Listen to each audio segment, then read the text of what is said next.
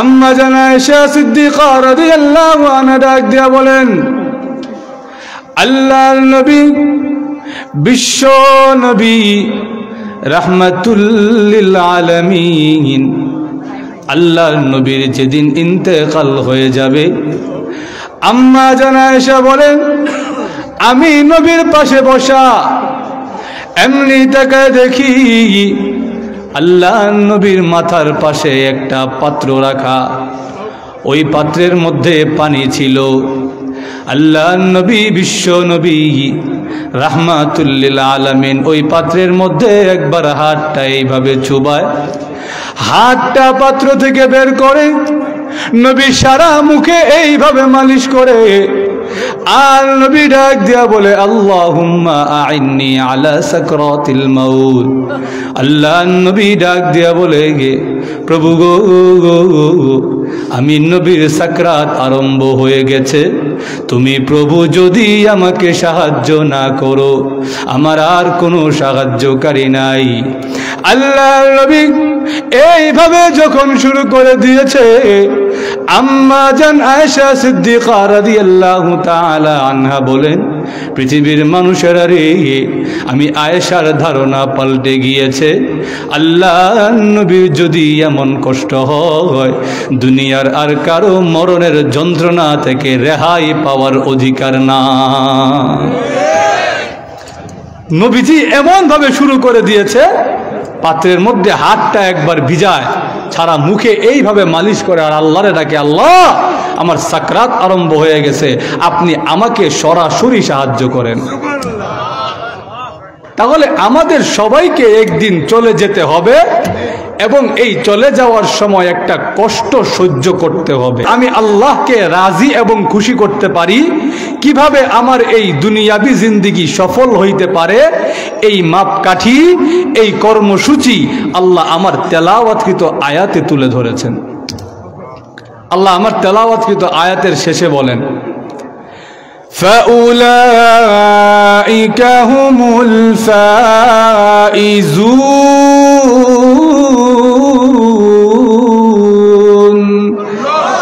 আল্লাহ বলেন, আমার যেই বান্দারা চারটা কর্মসূচি পালন করবে, চারটা দায়িত্ব পূর্ণ করবে, আমি আল্লাহ ওয়াদা দিলাম তাদের ইহকালীন দুনিয়াবি জিন্দেগি এবং পরকালীন জিন্দেগি, এই দুইটা জিন্দেগি আমি আল্লাহর কাছে সার্থক। আল্লাহ যদি আমাদের জীবনকে সফল, সার্থক, কামিয়াব, সাকসেসফুল বলে ঘোষণা দিয়ে দেয়, আমাদের আর কোনো চাওয়া পাওয়া আছে? আরো জোরে। এইবার আসেন, এই চারটা শর্ত কি? কোন চার শর্ত পালন করলে আল্লাহ আমার জীবনকে সার্থক ঘোষণা দিয়ে দিয়েছেন? এক নাম্বার, আল্লাহ বলেন, ওয়ামান ইউতিইল্লাহ ওয়া রাসূলাহ। আল্লাহ বলেন, প্রথম দুইটা শর্ত হচ্ছে তুমি আল্লাহকে মেনে নাও, আল্লাহর রসুলকে মেনে নাও। যারা আল্লাহকে মানবে না, যারা আল্লাহর রসুলকে মানবে না, নাস্তিক যারা হবে, আল্লাহর কসম জিন্দেগিতে জান্নাতের সুঘ্রাণ পাবে না। এই জন্য আল্লাহ প্রথমেই বলেন, আল্লাহকে মেনে নাও, আল্লাহর রসুলকে মেনে নাও। যারা আল্লাহকে মানে না, তাদের জিন্দেগি একটা কুকুর আর বিড়ালের চাইতেও খারাপ। কেমনে খারাপ? একটা কুকুর আর বিড়াল, সে তার মালিককে চিনে, কিন্তু যেই বান্দাটা তার আল্লাহরে চিনল না, সে আল্লাহর এত নেয়ামত পাওয়ার পরেও, এত নেয়ামত ভোগ করার পরেও যে তার মালিক আল্লাহকে চিনল না, তার মধ্যে আর একটা কুকুরের মধ্যে পার্থক্য হলো, একটা কুকুর তার মালিকের ভাতের মার খেয়ে মালিকরে চিনে, কিন্তু এই নিমক হারাম বান্দা আল্লাহর এত নেয়ামত ভোগ করার পরেও সে তার মালিককে চিনল না। জোরে বলেন ঠিক কিনা? এই দিক থেকে যেই মানুষটা আল্লাহকে মানে না, যেই মানুষটা আল্লাহকে চিনে না, এই দিক থেকে সে একটা কুকুর আর বিড়ালের চাইতেও খারাপ। দুই নাম্বার কেমনে খারাপ? একটা কুকুর আর বিড়াল, তাদের আখিরাতের জিন্দেগিতে জান্নাত জাহান্নাম নাই। ইয়া আল্লাহ, ঘুমায় গেছেন কেন আপনারা? জান্নাত জাহান্নাম আসেনি? কুকুর বিড়ালের জান্নাত জাহান্নাম আছে, কিন্তু আপনি আমার এই জন্য আমিরুল মুমিনিন হযরত আবু বকর সিদ্দিক রাদিয়াল্লাহু তাআলা আন একদিন একটা মাঠের কাছে গিয়ে একটা ছাগলের বাচ্চা দেখে চোখের পানি ছেড়ে কান্দে। লোকেরা ডাক দিয়া বলে, হ্যাঁ আমিরুল মুমিনিন, এই ছাগলকে দেখে কেন চোখের পানি ছেড়ে কাঁদলেন? আমিরুল মুমিনিন হযরত আবু বকর ডাক দিয়া বলে, কেন কাঁদলে জানেন? এই ছাগলকে দেখে আমার মনে পড়ে গেছে কিয়ামতের কঠিন ময়দানে একটা পশু যখন আরেকটা পশুকে শিং দিয়ে আঘাত করার পরে, একটা পশু আরেকটা পশুকে দুনিয়াতে শিং দিয়ে আঘাত করেছিল, কিয়ামতে যেই পশুটাকে শিং দিয়ে আঘাত করা হয়েছিল ওই পশুটা আরেকটা পশুকে শিং দিয়ে আঘাত করার সাথে সাথে তাদের বিচার কার্য শেষ হয়ে যাবে আর তারা সঙ্গে সঙ্গে মাটির সঙ্গে ধূলিসাৎ হয়ে যাবে। এই দৃশ্য দেখার পরে কাফেররা চিৎকার দিয়ে ডাক দিয়ে বলবে, ইয়া লাইতানি কুনতু তুরাবা, হায় আফসোস আমিও যদি এই চতুষ্পর্যন্ত জানোয়ারের মতো মাটির সঙ্গে ধূলিসাৎ হয়ে যেতাম, আজকে আমাকে চিরকাল জাহান্নামবাসী হইতে হইতো না। আবু বকর সিদ্দিক ডাক দিয়া বলেন, একটা পশুকে দেখে আমি চোখের পানি ছেড়ে কেন কাঁদতে জানেন? এই পশুটাকে দেখে আমার কোরআনের আয়াত মনে পড়ে গেছে, ইয়া লাইতানি কুনতু তুরাবা। কিয়ামতের কঠিন ময়দানে এই পশুটার কোনো জান্নাত আর জাহান্নাম নাই, কিন্তু আমি আবু বকরকে আল্লাহ মানুষ বানাইছে, আমি আবু বকরের তো জান্নাত আর জাহান্নাম আছে। আমি যদি আল্লাহকে খুশি না করতে পারি, কিয়ামতের কঠিন ময়দানে আমি আবু বকরকে জাহান্নামে জ্বলতে হবে। নারা তাকবীর, আল্লাহু আকবার, উলামা তাকবীর, নারা তাকবীর। এই জন্য যে কথাটা বলতে চাচ্ছিলাম যে আবু বকর রাদিয়াল্লাহু তাআলা আনহু উনি যখন কান্দে যে আহারে আমার তো জান্নাত আর জাহান্নাম আছে, আমি যদি আমার রবকে খুশি না করে যেতে পারি আমাকে তো জাহান্নামের আগুনে জ্বলতে হবে। কিন্তু এই যে একটা পশু, ওর তো দুনিয়াবি জিন্দেগি শেষ, আখেরাতে ওর জন্য জাহান্নাম নাই। এই জন্যে যেই মানুষটা আল্লাহকে মানে না তার জিন্দেগিটা একটা পশুর চাইতে খারাপ। কেন? দুনিয়ার জীবনে সে তার রবকে না চিনার কারণে, তার রবের ইবাদত না করার কারণে সেই মানুষটাকে চিরকাল জাহান্নামের আগুনে জ্বলতে হবে। এজন্য আল্লাহ রাব্বুল আলামিন বলেন, তোমার জীবনকে যদি সফল করতে হয়, সার্থক করতে হয়, 1 নাম্বার আর 2 নাম্বার শর্ত হলো তুমি আল্লাহকে মেনে নাও এবং আল্লাহর রসুলকে মেনে নাও। মেনে নেওয়ার একটা অর্থ হলো মুখে বললাম মানছি, আরেকটা অর্থ হলো মুখে তো বলছি যে আপনি যা বলছেন সব মানছি, কিন্তু আমি হৃদয় দিয়ে এই কথা বিশ্বাস করি আমার আল্লাহ আমার রসুল যা বলেছেন সব কিছু আমি মানব। প্রয়োজনে আমার জীবন চলে যেতে পারে, কিন্তু আমি আমার আল্লাহ এবং তার রসুলের বিরুদ্ধে যেতে পারবো না। এটা হলো মেনে নেওয়ার দ্বিতীয় অর্থ এবং এইটাই আসল অর্থ। আল্লাহর নবীর সাহাবী হযরত উবাদা বিন সামিত রাদিয়াল্লাহু তাআলা আনহু ডাক দিয়ে বলেন, বায়াতুন নবিয়্যা সাল্লাল্লাহু আলাইহি ওয়াসাল্লাম লিসসামঈ ওয়াত তাআতি। আল্লাহর নবীর সাহাবী হযরত উবাদা বিন সামিত রাদিয়াল্লাহু আনহু বলেন, আমি আল্লাহর নবীর কাছে বায়াত হলাম লিসসামঈ ওয়াত তাআতি। ইয়া রাসূলুল্লাহ, ইয়া হাবিবাল্লাহ, আল্লাহর নবী গো, আমি আপনার কাছে বায়াত হলাম, আপনি আর আল্লাহ আমাকে যে আদেশ দিবেন আমি সব শুনবো। শুধু শুনবই না, ওগো নবীজি আমার জীবন চলে যেতে পারে, কিন্তু আমি কোনোদিনও আমার আল্লাহ এবং রসুলের বিরুদ্ধে যাব না। এর নাম হলো মানা। জোরে বলেন ঠিক কিনা? আমরা সমাজে তো দেখা যায় মুখে মুখে আছে কিন্তু হৃদয়ে নাই। জোরে বলেন ঠিক কিনা? আমি যদি এখানে আসার পরে আপনাদেরকে বলতাম যে আমার এক গ্লাস খাওয়ার পানি দেন, আর আপনারা যদি বলতেন যে হুজুর খাওয়ার পানি তো নাই, কিন্তু আপনি যে আসছেন আমরা খুশির শেষ নাই, কিন্তু খাওয়ার পানি নাই। আচ্ছা খাওয়ার পানি যখন নাই একটু বড় জায়গা দেন, হুজুর বড় জায়গাটাও নাই, কিন্তু আপনি যে আসছেন আমরা কলজা ফেটে যেতেছে খুশিতে, কিন্তু বড় জায়গাও নাই। আবার যদি আচ্ছা ঠিক আছে তাহলে একটু পাড়া মেলে একটু থাকতে দেন পাড়ারে, হুজুর এই জায়গাটাও নাই, কিন্তু এলাকাবাসীর আনন্দের শেষ নাই আপনি যে আসছেন। বলেন তো দেখি এই মহব্বত আর এই মানার কোনো দাম আছে? আর একটু জোরে কেন নাই? মহব্বত তো আছে, খুশিতে আত্মহারা, কিন্তু দাম নাই কেন? আমি যা বলি এই কথা মানতে আপনারা প্রস্তুত না। আরো জোরে বলেন ঠিক কিনা? তাহলে যদি পরিপূর্ণ মানতে হয় তাহলে মুখে বলার সাথে সাথে হৃদয়ে এই কথা বিশ্বাস রাখতে হবে যে আমার আল্লাহ এবং তার রসুল আমার জন্য যেই শরীয়ত যেই বিধান দিয়ে গেছে তা আমাকে পুঙ্খানুপুঙ্খ পালন করতে হবে। পুঙ্খানুপুঙ্খ যদি পালন করতে পারি আমার আল্লাহ ওয়াদা দিয়েছে আমার জিন্দেগি সার্থক হয়ে গেছে। এই গেল 1 আর 2, 3 আর 4। আল্লাহ বলেন وَيَخْشَى اللَّهَ وَيَتَّقَهُ। আল্লাহ বলে আল্লাহকে ভয় করো, সোজা অর্থ আল্লাহকে ভয় করো। এখন ভয় করার জন্য আল্লাহ 2টা শব্দ আনছে, একটা হলো ইয়াখশাল্লাহ আরেকটা হলো ওয়ায়াত্তাকহি, একটা হলো খাশিয়াতুল্লাহ আরেকটা হলো তাকওয়া। এখন এই 2টা অর্থই ভয় করা, কিন্তু 2 ভয়ের মধ্যে পার্থক্য আছে। একটা ভয় হলো খাশিয়াতুল্লাহ। খাশিয়াতুল্লাহ কোন ভয়কে বলা হয়? একটা হলো গুনাহ করার পরে ভয়, আরেকটা হলো গুনাহ করার আগে ভয়।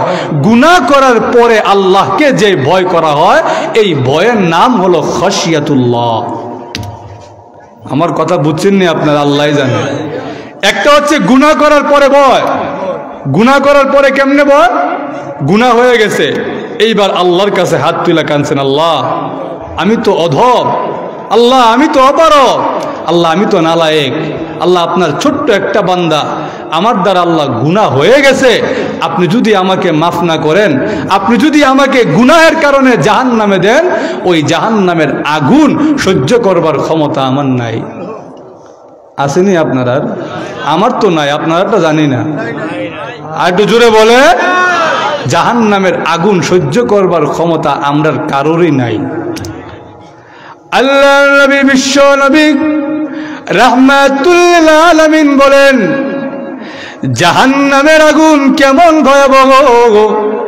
আল্লাহ নবী বলেন জাহান্নামের আগুনে যখন কোনো বান্দাকে নিক্ষেপ করা হবে, কোন বান্দাকে যখন জাহান্নামের আগুনে নিক্ষেপ করা হবে, জাহান্নামের আগুনে পড়ার আগেই জাহান্নামের আগুনের তাপ পাওয়ার সাথে সাথে ওই বান্দার গোশত চামড়া খসে খসে পড়তে থাকবে।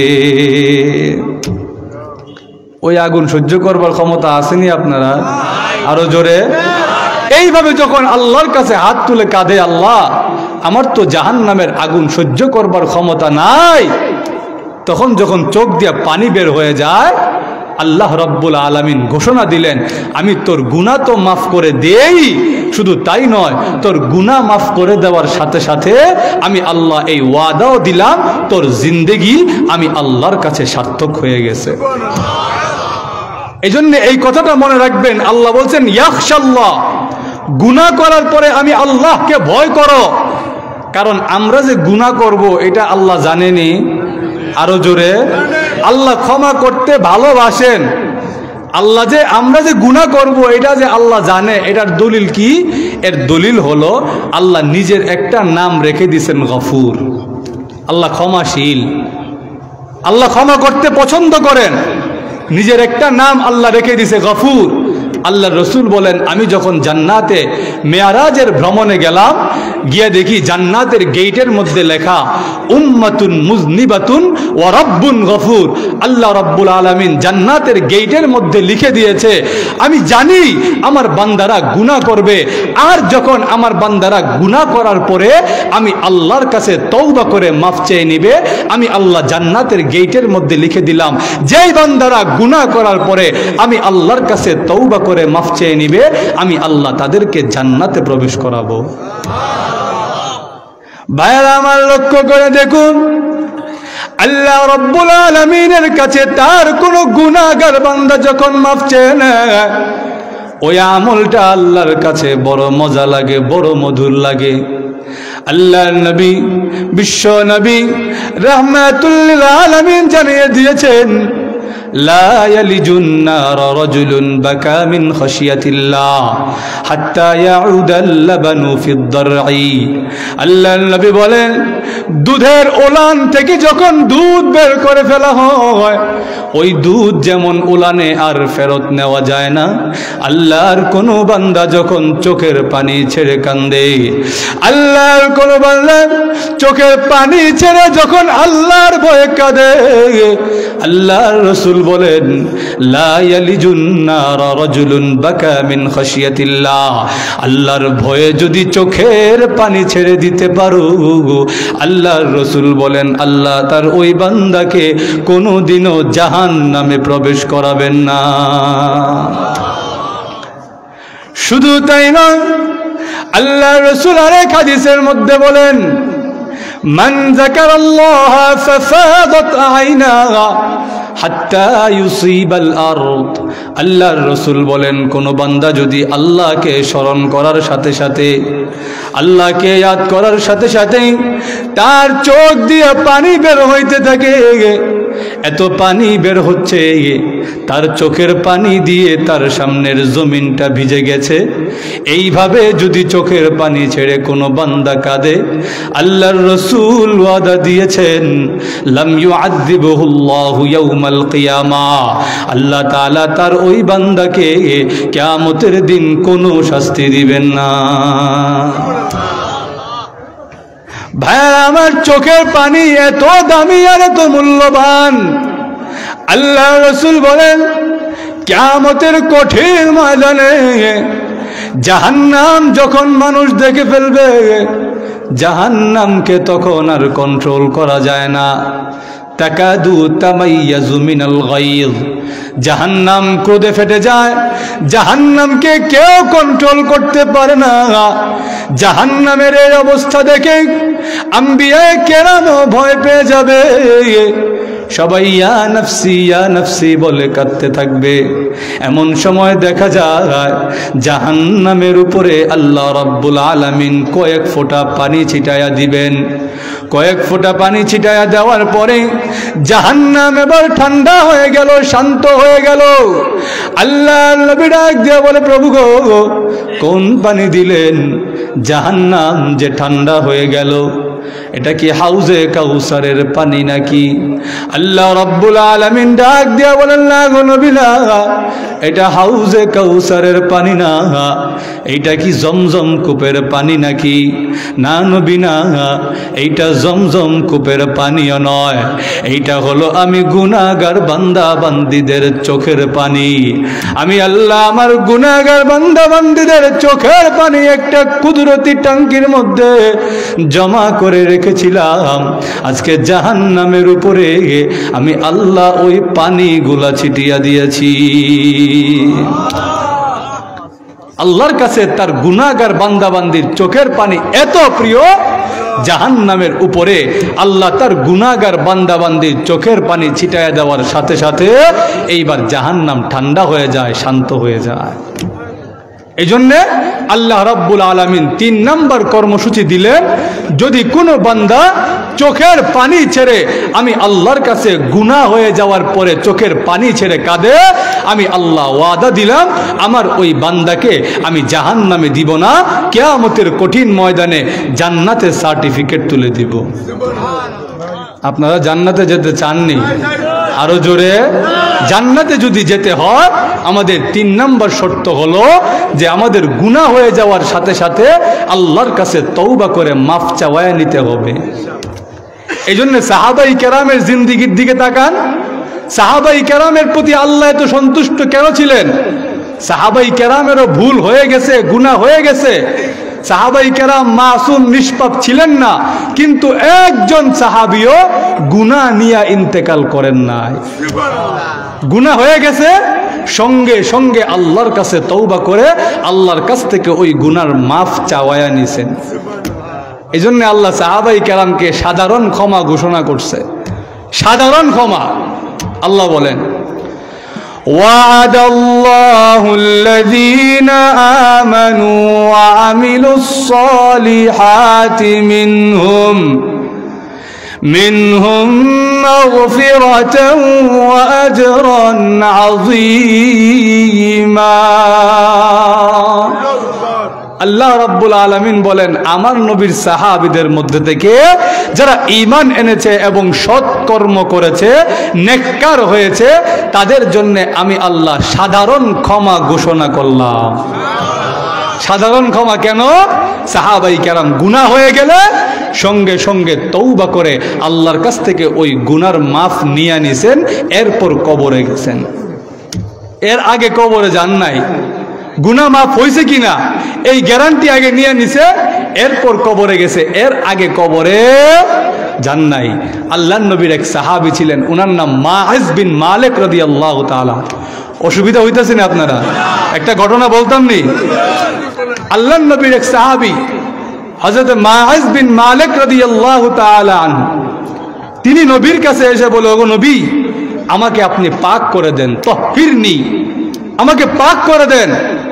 আল্লাহ রসুল বলেন, কিসের থেকে পাক করব? কি কইতাছো? কি পাক করতা? হুজুর আমারে পাক করেন, আমি বড় গুনাহ করে ফেলছি, আমারে পাক করে দেন, আমি জানি না, আমারে পাক করেন। আল্লাহ রসুল বলেন, তুমি আমার কাছে পরে আইসো, আল্লাহর কাছে তওবা করো, পরে আইসো। রসুল বুঝেন নাই সে কি বলতেছে, বলে তুমি পরে আইসো, আল্লাহর কাছে তওবা করো, আমার কাছে পরে আইসো, এখন যাও।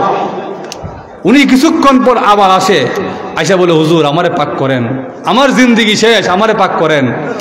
আল্লাহ রসুল বলেন, রে মাইজ, তোমারে কি থেকে পাক করব? কি হয়েছে তোমার? হযরত মাইজ বিন মালিক রাদিয়াল্লাহু তাআলা আনহু বলেন, হুজুর আমি তো ভুলে জিনা করে ফেলছি, আমাকে জিনার গুনাহ থেকে আপনি পাক করে দেন। নবীর বিশ্বাস হয় না, আমার সাহাবী জিনা করতে পারে না। নবী সাহাবীদেরকে জিজ্ঞেস করে, মাইজ কি পাগল হয়ে গেছে? সাহাবাই কেরাম বলেন, না না হুজুর, মাইজ তো পূর্ণ সুস্থ, মাইজ পাগল হয় নাই। রসুল বলেন, মাইজ কি ভুলে তাইলে মদ পান করে আসছে নাকি? এ যা কইতাছে এটা তো বাস্তব না, এ কি মদ টদ খায় আসছে নাকি?